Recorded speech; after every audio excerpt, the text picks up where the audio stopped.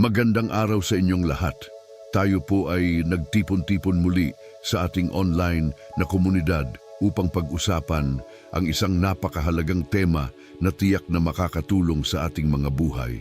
Ako po ay natutuwa at excited na makasama kayo sa araw na ito. Sa mga bago sa ating channel, welcome! Huwag kalimutang mag-subscribe at i-click ang notification bell upang maging updated sa ating mga susunod na mga video na puno ng inspirasyon at mga aral. Ngayon, ang ating paksa ay ang panalangin upang palayasin ang masama, pakalmahin ang puso at baguhin ang buhay pinansyal. Sa mundo natin ngayon, maraming mga pagsubok at hamon ang dumarating na umaabot hindi lamang sa ating pisikal na kalagayan, kundi pati na rin sa ating emosyonal at pinansyal na estado. Kaya't napakahalaga na tayo ay magkaroon ng matibay na pundasyon sa ating pananampalataya at sa ating mga panalangin. Unahin na natin ang tema ng pagpapalayas sa masama. Sa ating buhay, madalas tayong nahaharap sa mga negatibong elemento, mga takot, pangamba at mga masamang impluensya. Ngunit bilang mga tagasunod ni Kristo, alam natin na may kapangyarihan ang panalangin upang ilayo tayo sa mga ito. Sa ating mga panalangin, maaari nating hilingin ang tulong ng Diyos upang palayasin ang lahat ng masama na nagiging hadlang sa ating landas. Huwag tayong matakot na ipahayag ang ating mga hinaing sa Kanya at humingi ng Kanyang gabay. Ang ating Panginoon ay laging handang makinig at umaksyon. Pagkatapos, pag-usapan natin ang pagpapakalma ng puso. Sa panahon ng kaguluhan at stress, napakahirap ng manatiling kalmado. Subalit sa pamamagitan ng panalangin, maaari nating ipasa ang ating mga alalahanin sa Diyos. Ang Kanyang kapayapaan ay hindi maipaliwanag at ito ang makakapagbigay sa atin ng kaaliwan sa ating mga pinagdadaanan. Sa ating pagdarasal, makakahanap tayo ng lakas upang harapin ang mga hamon sa ating buhay. Kaya naman, hinihimok ko kayong magsimula ng mga simpleng panalangin araw-araw upang mapanatili ang ating puso na mapayapa at nakatuon sa mga bagay na mahalaga. At huli, pag-usapan natin ang pagbabago ng ating buhay pinansyal. Isa ito sa mga aspeto na madalas nating kinakabahan. Marami sa atin ang nakakaranas ng kakulangan at mga problemang pinansyal. Ngunit sa mga pagkakataong ito, ang panalangin ay isang napakalakas na sandata. Sa ating mga dalangin, maaari tayong humiling ng karunungan sa pamamahala ng ating mga yaman at mga pagkakataon. Huwag nating kalimutan na ang Diyos ay nagbibigay sa atin ng mga oportunidad sa mga pinakamasalimuot na pagkakataon. Kaya't sa ating mga panalangin, ipagdasal natin na buksan ang ating mga mata sa mga pagkakataong ito at magkaroon tayo ng tamang pananaw sa ating mga pinansyal na desisyon.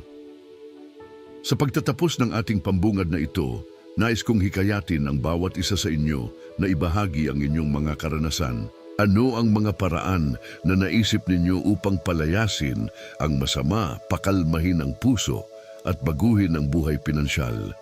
Ang inyong mga kwento ay tiyak na makakatulong sa iba sa ating komunidad. Iwanan ninyo ang inyong mga saloobin sa ibaba ng video na ito. At huwag kalimutang mag-subscribe kung hindi pa kayo nakakapag-subscribe. Magsimula na tayong magdasal at mag-isip ng mga hakbang na maaari nating gawin upang makamit ang mga pagbabagong ito sa ating buhay. Naway maging inspirasyon ito sa atin upang patuloy na lumakad sa liwanag ng Panginoon. Maraming salamat sa inyong oras at sabay-sabay tayong lumakad sa ating pananampalataya. Sa ating pagtahak sa landas ng pananampalataya, mahalagang maunawaan ang kahalagahan ng panalangin bilang ating sandata laban sa masama, bilang paraan upang pakalmahin ang ating mga puso at bilang susi sa pagbabago ng ating buhay pinansyal. Ang awit 121 ay nagtuturo sa atin na sa bawat pagkakataon ng pangangailangan, dapat tayong lumapit sa Diyos, ang ating tagapangalaga at protektor. Sa ating mga pagkakataon ng pangungulila at takot, ang pagtitiwala sa Kanya ay nagbibigay sa atin ng pag-asa at kapayapaan. Ang awit 121 ay nagsasaad ng ating pagtitiwala sa Diyos na hindi natutulog ni nagpapabaya. Sa mga oras ng kagipitan, ang ating mga panalangin ay nagiging paraan upang humingi ng tulong at proteksyon. Ang pagkilala sa Kanyang kapangyarihan at pag-ibig ay nagdadala sa atin ng kapanatagan na sa kabila ng mga pagsubok at panganib, mayroon tayong kasama na handang sumagip at magbigay ng liwanag. Ang panalangin ay hindi lamang isang ritual. Ito ay isang pagkakataon upang makipag-ugnayan sa ating manlilikha na nagbibigay lakas at tibay sa ating pananampalataya. Sa kabila ng mga pagsubok, ang panalangin din ay nagiging paraan upang pakalmahin ang ating mga puso at isipan. Ang Filipos, chapter 4, chapter 60, chapter 7 ay nagbibigay ng malinaw na mensahe na sa kabila ng mga alalahanin, dapat tayong manalangin at ipagkatiwala ang ating mga suliranin sa Diyos. Ang kapayapaang ipinangako sa atin ay isang kapayapaang lampas sa ating pangunawa. Sa mga oras ng pagkabalisa at pag-aalala, ang ating mga panalangin ay nagiging tulay upang maipahayag ang ating mga takot at pagdududa. Sa pamamagitan ng panalangin, nagiging mas maliwanag ang ating pananaw sa mga hamon na hinaharap natin at unti-unti tayong napapawi ng pag-aalala. Hindi lamang sa aspeto ng emosyon at espiritu ang epekto ng panalangin. Ito rin ay mahalaga sa ating buhay pinansyal.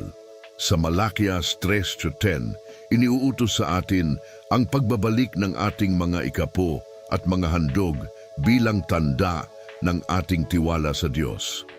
Ang pagsunod sa utos na ito ay hindi lamang isang obligasyon, kundi isang pagkilala sa Kanyang kapangyarihan at kabutihan. Ang pagpapala ng Diyos ay umaabot hindi lamang sa ating espiritual na kalagayan, kundi pati na rin sa ating mga pangangailangan sa araw-araw. Ang pagbibigay ng ikapo ay nagiging daan upang makamtan ang kasaganaan at kalakasan sa ating buhay pinansyal. Sa pamamagitan ng mga talatang ito, naway maunawaan natin na ang panalangin ay hindi lamang isang simpleng paghingi ng tulong, kundi isang pag-amin sa ating kahinaan at pagkilala sa kapangyarihan ng Diyos. Sa ating mga pagsusumikap sa buhay, mahalagang isama ang panalangin sa bawat hakbang. Sa oras ng mga pagsubok, huwag tayong matakot na humingi ng tulong sa Kanya. Ang ating mga panalangin ay hindi nasasayang. Ito ay nagiging mga piraso ng ating pananampalataya na nagdadala ng pagbabago sa ating mga buhay. Ang proseso ng pagbabago, maging ito man sa ating puso o sa ating pinansyal na kalagayan, ay nagsisimula sa ating panalangin. Sa Diyos, ang lahat ng bagay ay posible. Ang ating pagtitiwala sa Kanya ay nagbibigay sa atin ng lakas upang patuloy na lumaban sa mga hamon ng buhay. Huwag tayong mawalan ng pag-asa sapagkat ang Diyos ay kasama natin sa bawat hakbang. Sa pamamagitan ng ating panalangin, tayo ay nagiging mga kasangkapan ng Kanyang kabutihan at pagpapala. Sa huli, ang panalangin ay hindi lamang para sa ating mga pangangailangan. Ito ay isang pagkakataon upang palakasin ang ating ugnayan sa Diyos. Sa Kanyang mga kamay, ang ating mga takot ay nagiging pag-asa. Ang ating mga pag-aalinlangan ay nagiging tiwala at ang ating mga pangarap ay nagiging realidad. Patuloy tayong manalangin at sa bawat salita at pagninilay, naway madama natin ang Kanyang presensya at pagmamahal sa ating buhay. Sa ating pagninilay-nilay, mahalagang bigyang diin ang tatlong pangunahing aspeto ng ating buhay. Ang pag-aalis ng masama, ang pagkapayapa ng ating mga puso, at ang pagbabago sa ating buhay pinansyal. Ang mga ito ay hindi lamang mga hangarin, kundi mga pangangailangan sa ating araw-araw na pamumuhay. Sa pamamagitan ng panalangin, naway maabot natin ang mga layuning ito sa tulong ng mga salita ng Diyos. Sa Filipos, Dapason Parto Hig 6:7, itinuturo sa atin na sa kabila ng mga alalahanin na dumarating sa ating buhay, dapat tayong lumapit sa Diyos sa panalangin. Ang mga salitang ito ay tila paalala na sa bawat hamon at pagsubok, mayroong isang Diyos na handang makinig at umalalay sa atin. Ang pagkakaroon ng kapayapaan sa ating mga puso ay hindi nagmumula sa kawalan ng problema, kundi sa ating pagtitiwala sa Kanya. Kapag tayo ay nagdasal at nagbigay ng ating mga alalahanin sa Kanya, ang ating isipan at puso ay napapakalma at nagiging mas maliwanag ang ating pananaw sa mga pagsubok. Ang panalangin ay may kapangyarihan, hindi lamang sa ating emosyon, kundi pati na rin sa ating mga pinansyal na kalagayan. Sa Malakias 3:10, itinuturo na ang pagbabalik ng ating ikapo at mga handog sa Diyos ay isang paraan ng pagpapakita ng ating tiwala sa Kanya.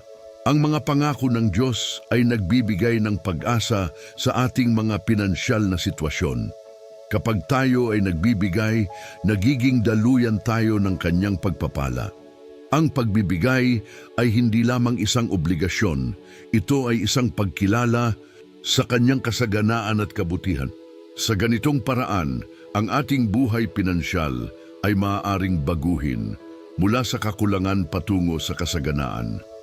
Ang pag-aalis ng masama sa ating buhay ay isang mahalagang hakbang upang makamit ang kapayapaan at kasaganaan. Ang awit 121 ay nagtuturo ng pagtitiwala sa Diyos bilang ating tagapangalaga. Sa mga oras ng panganib at takot, dapat tayong lumapit sa Kanya at humingi ng tulong.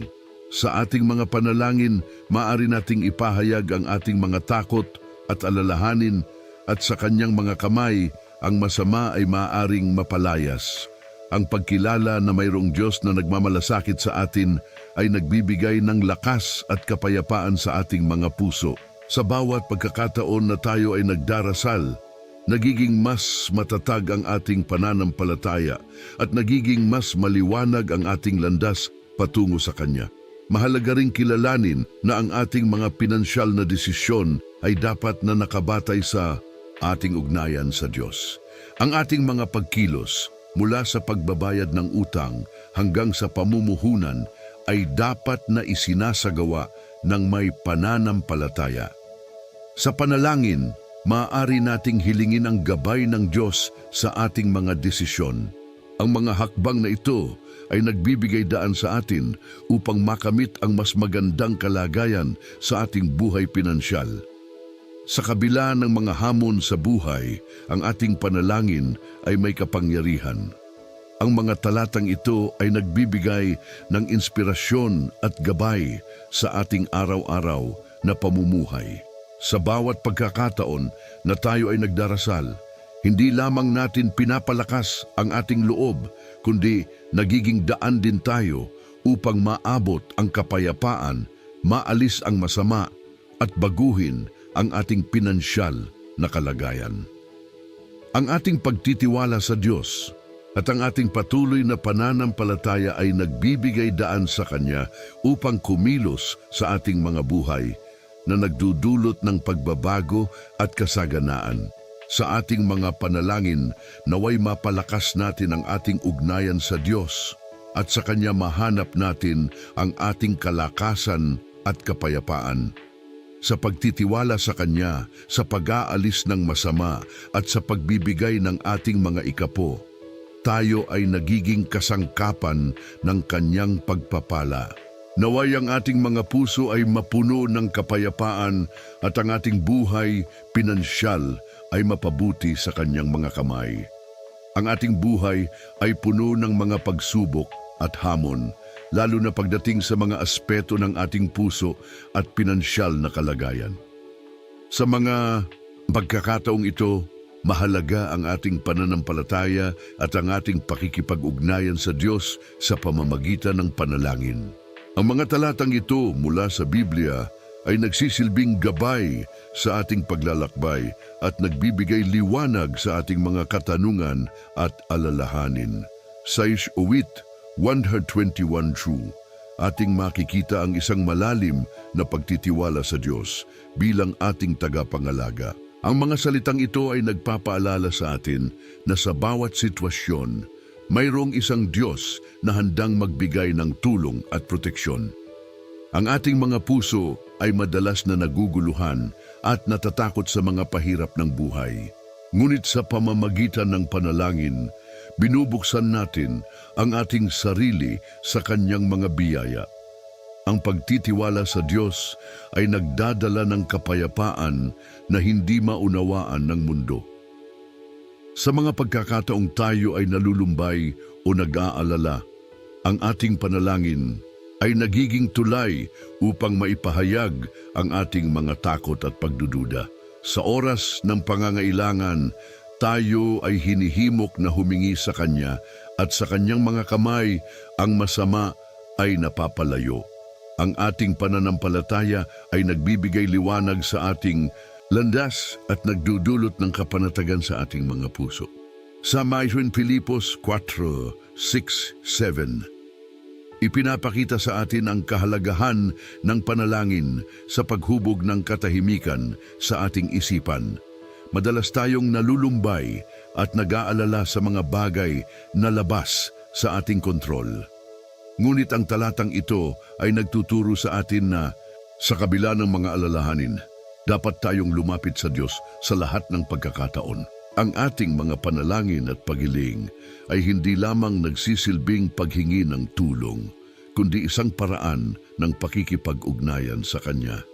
Kapag tayo ay nagdasal at nagbigay ng ating mga suliranin sa Kanya, ang pangako ng Diyos ay bibigyan tayo ng kapayapaan na magpapakalma sa ating mga isip at puso. At ito ay isang kapayapaan na hindi kayang maunawaan ng sinuman, isang kapayapaan na nagmumula sa Kanya. Sa panalangin, natututo tayong ihandog ang ating mga alalahanin sa Kanya at sa proseso, nagiging mas maliwanag ang ating pananaw sa mga hamon na ating kinakaharap. Ngunit hindi lamang sa aspeto ng proteksyon at kapayapaan ang ating panalangin. Sa Malakias 3:10, tinatawag tayo na muling ibalik ang ating mga ikapo at handog sa Diyos. Ang talatang ito ay nagtuturo ng prinsipyo ng pagtitiwala at pagsunod sa Kanya sa usaping pinansyal. Ang pagbabalik ng ikapo ay hindi lamang isang obligasyon, kundi isang tanda ng ating pananampalataya sa Kanyang kasaganaan. Sa pamamagitan ng pagtupad sa utos na ito, tayo ay nagiging katuwang sa Kanyang plano at nagiging bukas sa Kanyang mga pagpapala. Ang Diyos ay nangangako na ang mga pagpapala ay dadagsa sa ating buhay pinansyal at sa Kanyang kabutihan ang ating kalagayan ay tunay na mababago. Ito ay isang paalala na hindi tayo nag-iisa sa ating mga pagsusumikap at pangarap sa pinansyal na aspeto. Sa ating mga pagsisikap na maging tapat sa Kanya, tayo ay binibigyan ng kasiguraduhan ng Kanyang mga pagpapala. Sa kabuuan, ang mga talatang ito ay nagbibigay ng lakas at inspirasyon sa mga mananampalataya.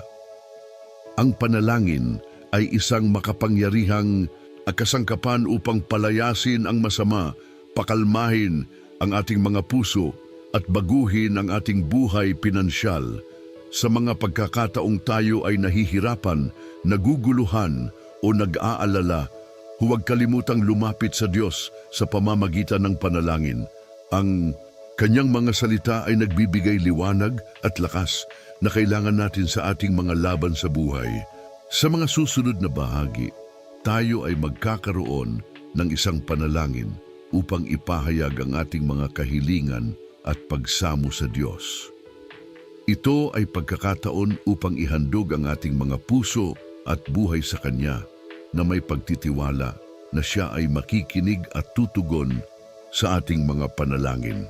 O Diyos na makapangyarihan sa lahat, kami po ay lumalapit sa iyo sa oras na ito, puno ng pananampalataya at pag-asa. Sa aming mga puso, dala namin ang mga dalangin at mga pagsamo. Umaasang ikaw ay makikinig at tutugon sa aming mga pangangailangan. Sa bawat salita na aming bibitawan, naway madama mo ang aming sinseridad at ang aming pagnanais na lumapit sa iyo na may pusong bukas. Salamat sa iyong walang kondisyong pagmamahal at sa mga biyayang patuloy mong ibinubuhos sa amin.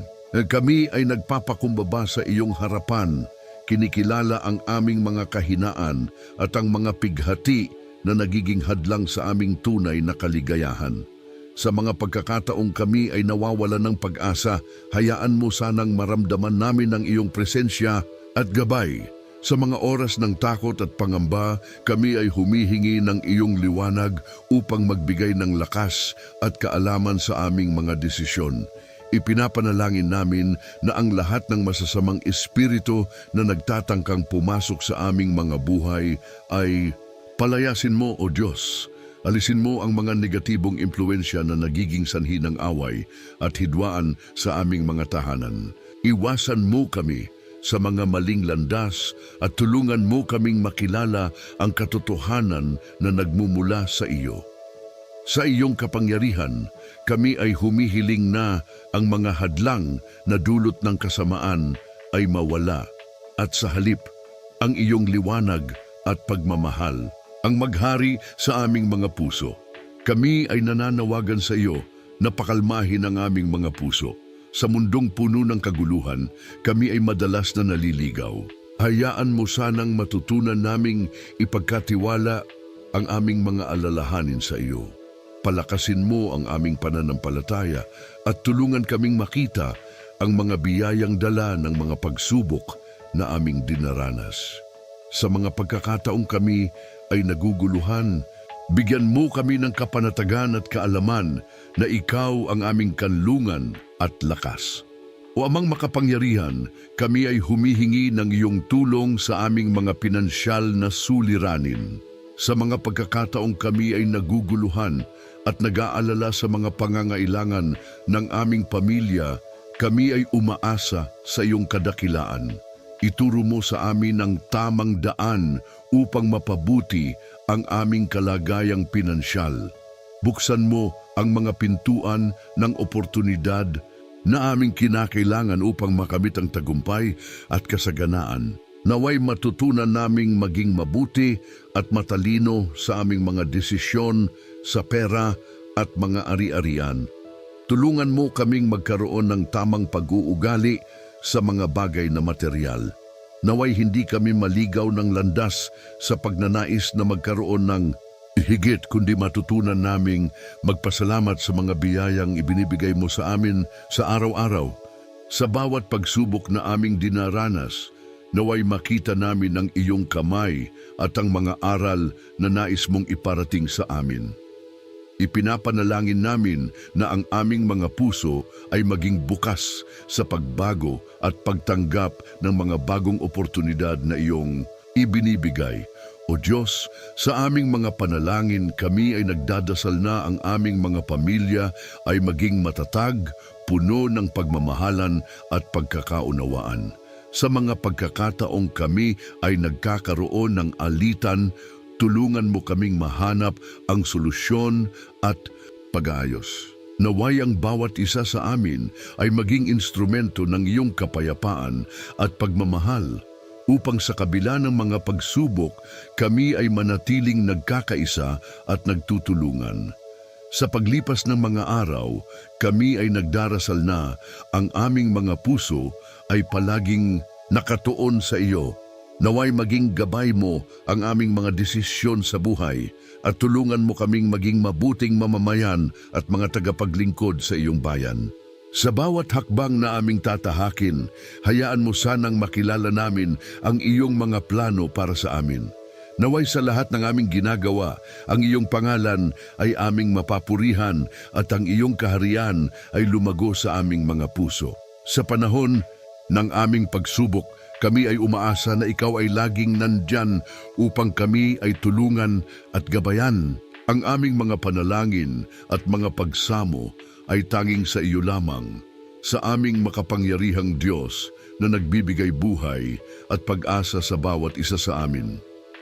Naway ang aming mga puso ay palaging nakatuon sa iyong mga salita at sa mga aral na nais mong ituro sa amin. O Diyos, kami po ay patuloy na humihingi ng iyong gabay at tulong sa mga hamon na aming kinakaharap. Sa mundong puno ng mga pagsubok, naway huwag kaming maligaw ng landas. Sa bawat hakbang na aming tinatahak, tulungan mo kami na makilala ang mga tamang desisyon na magdadala sa amin sa mas maliwanag na kinabukasan. Sa kabila ng mga balakid, kami ay nagdarasal na patuloy mong ipakita sa amin ang mga pagkakataon na magdadala ng pagbabago at kasaganaan sa aming buhay. O Amang makapangyarihan, sa mga panahong kami ay nahihirapan, naway maging sandalan namin ang iyong mga salita. Sa mga pagkakataong kami ay naguguluhan, ipaalala mo sa amin ang mga pangako, muna kami ay hindi mo iiwan. Palakasin mo ang aming loob at bigyan kami ng lakas upang harapin ang bawat pagsubok na dumarating. Sa mga oras na kami ay nag-aalala, tulungan mo kaming makahanap ng kapanatagan sa iyong presensya. Naway ang aming pananampalataya ay patuloy na lumago at sa bawat pagsubok matutunan naming umasa at magtiwala sa iyong kabutihan. Sa aming mga pamilya, kami ay humihiling ng iyong patuloy na pagmamahal at pagkakaisa. Naway ang bawat tahanan ay maging kanlungan ng pagmamahalan at pagkakaunawaan. Sa mga pagkakataong nagkakaroon ng hindi pagkakaintindihan, bigyan mo kami ng karunungan upang maayos ang mga alitan. Huwag mo sanang pahintulutan na ang galit at hidwaan ay maghari sa aming mga puso. Sa halip, naway matutunan naming magpatawad at umunawa sa bawat isa. Naway ang aming mga tahanan ay maging halimbawa ng iyong pagmamahal at kapayapaan sa mundo. O Diyos, sa mga pagkakataong kami ay nahaharap sa mga desisyon na may malaking epekto sa aming buhay, kami ay humihingi ng iyong gabay. Naway ituro mo sa amin ang tamang direksyon na aming dapat tahakin. Sa mga oras ng pagdadalawang isip, gabayan mo kami upang makita ang mga posibilidad at mga aral na nais mong iparating. Sa bawat hakbang na aming tatahakin, naway maging matatag ang aming pananampalataya at matutunan naming sumunod sa iyong kalooban. Kami ay patuloy na nananalangin na ang aming mga puso ay maging bukas sa mga bagong oportunidad na iyong ilalatag. Naway hindi kami matakot sa mga pagbabago, kundi matutunan naming yakapin ang mga ito bilang bahagi ng aming paglago. Sa bawat pagkakataon, tulungan mo kaming makita ang iyong mga biyaya sa mga pagsubok at hamon ng buhay. Naway ang aming mga mata ay maging mapanuri sa mga aral na nais mong iparating sa amin sa bawat karanasan. O Diyos na makapangyarihan, sa bawat araw na lumilipas, kami ay nagdarasal na ang aming mga puso ay patuloy na nakatuon sa iyo. Naway sa bawat desisyon na aming gagawin, maging gabay mo ang aming mga layunin at adhikain. Sa mga pagkakataong kami ay naliligaw ng landas, naway may paalala mo sa amin ang aming tunay na misyon at dahilan ng aming pag-iral. Naway ang bawat hakbang ng aming buhay ay maging patunay ng aming pagmamahal at pagtitiwala sa iyo. Sa huli, O Diyos, kami ay nag-aalay ng aming mga puso at isipan sa iyo. Naway ang aming mga panalangin ay umabot sa iyong mga tainga at ang aming mga pagsamo ay iyong marinig.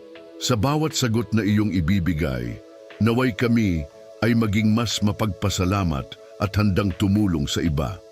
Naway ang aming mga buhay ay maging liwanag sa iba, nagdadala ng pag-asa at pagmamahal sa mundong ito.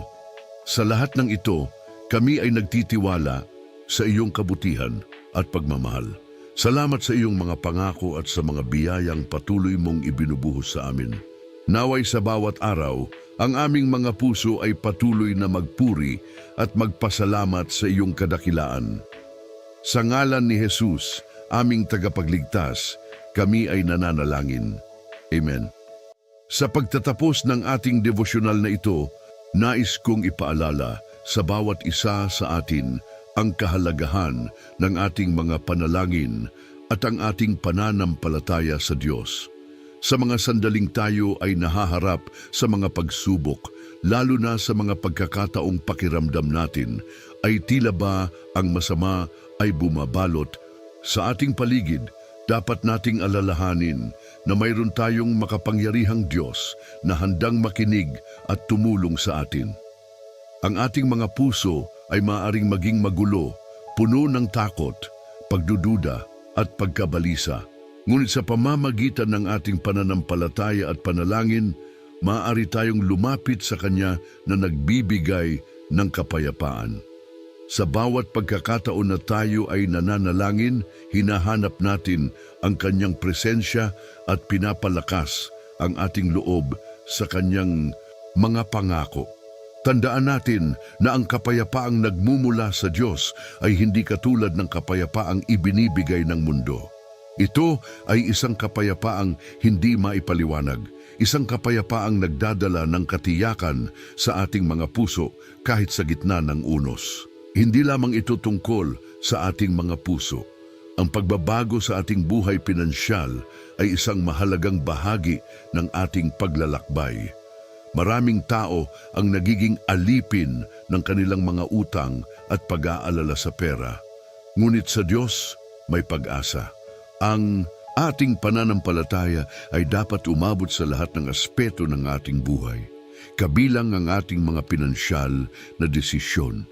Sa tuwing tayo ay humihingi ng gabay, kailangan tayong maging bukas sa mga posibilidad na ibinibigay niya sa atin.